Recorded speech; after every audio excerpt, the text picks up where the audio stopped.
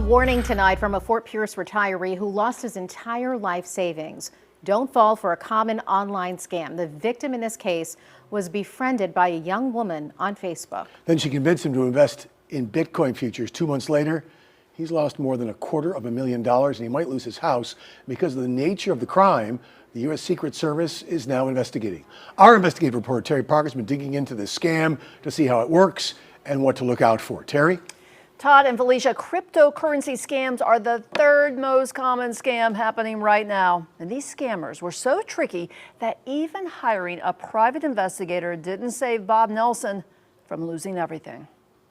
Awful, terrible feeling to know your whole life savings in 1 second are just gone. Bob Nelson sits in his dining room reflecting on his empty bank account, wondering how he's going to continue supporting himself, his daughter, and 4 grandchildren after a romance scam wiped out his money. Depressed and embarrassed that I fell for this. In August, recent widower Bob got a chat request online from a young woman named Cindy Smith. He was lonely, and after a few weeks... And then she started mentioning the Bitcoin and how much money she was making with Bitcoin futures. But before Bob invested, he hired a private investigator to check Cindy out. Turns out her name wasn't Cindy and her driver's license was fake.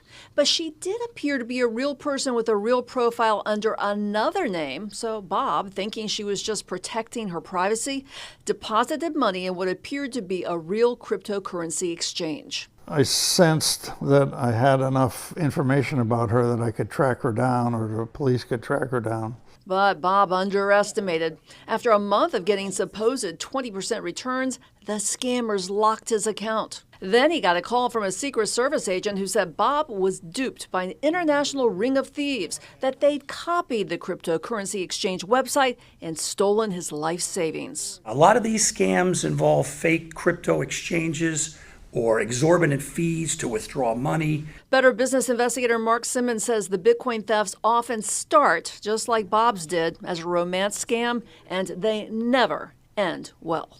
If somebody's mentioning Bitcoin futures, then stay away. Stay away.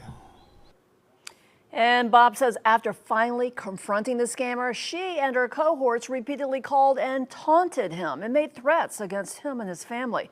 I called the Secret Service agent that is investigating this case. He referred me to a spokesman, and I'm waiting for that call. I also called the scammer herself, who pretended to be someone else named Cindy Smith.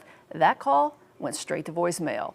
Meantime, don't fall for someone online with investing advice. Ask your banker or a trusted advisor or someone else in your family or friend who you do trust. Terry Parker, WPBF 25 News.